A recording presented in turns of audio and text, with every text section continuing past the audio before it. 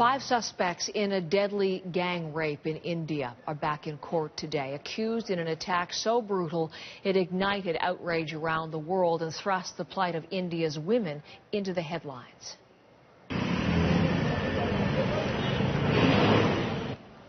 You're looking at the latest pictures to come into us from New Delhi this morning. That police bus is believed to be carrying the accused to court. The 5 men charged with raping and murdering a 23-year-old student on a bus in December. As the court prepares for trial, Indian police are investigating allegations of another new gang rape, this time in Punjab, an attack with disturbing parallels to that December assault. Our reporter Nala Ayed is on the ground to tell us the story, and she's outside that court in New Delhi again today and on the phone with me. What's happening inside this morning, Nala?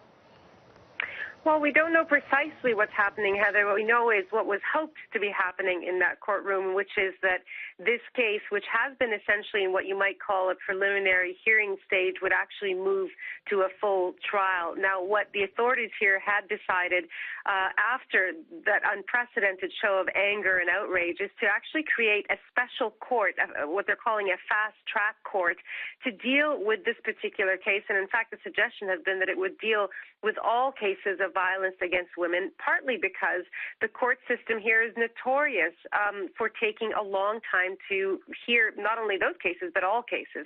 So the hope is that that sort of preliminary phase would be over today, by the end of the proceedings today, and that officially the case would be moved to this fast-track court to start actually hearing evidence and take the plea from, or take the plea from the accused.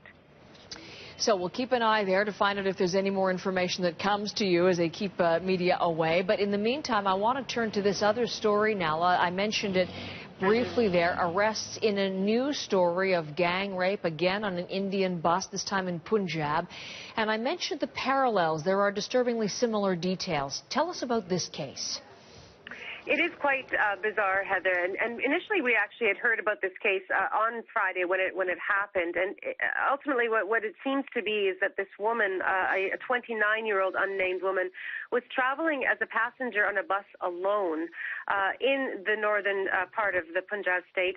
When she asked to be dropped off, apparently at her village, the driver refused, and allegedly he, along with the conductor of the bus, took her to an isolated area where they met up with another 5 other men, and apparently allegedly raped her throughout the night, and then dropped her off the next morning at her family's village.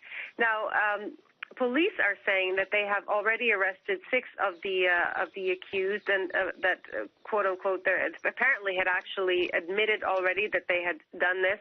Obviously, this is pending an investigation, and there is a 7th suspect that they're still pursuing as we speak.